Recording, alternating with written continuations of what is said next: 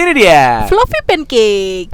Kak, bikin souffle pancake. Souffle kali ya. Souffle. Oh, fluffy pancake. Fluffy pancake. Yang pancake doing-doing. Yang pernah kamu bikin dulu, yang gagal itu. Tawa lagi lu. Sumpah nyebelin banget kamu. Aku tahu aku waktu itu gagal, tapi kan sekarang enggak.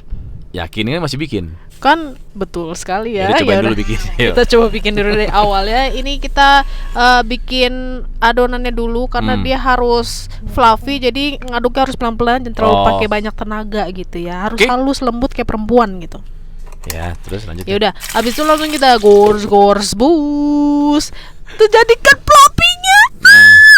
Habis itu kita tuangin kuah deh sama dihias-hias aja terus jadi deh. Ini dia Fluffy pancake. Gemes banget.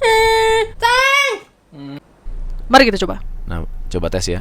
Ih, nah fluffy enak. Aku suka sih. Mantap.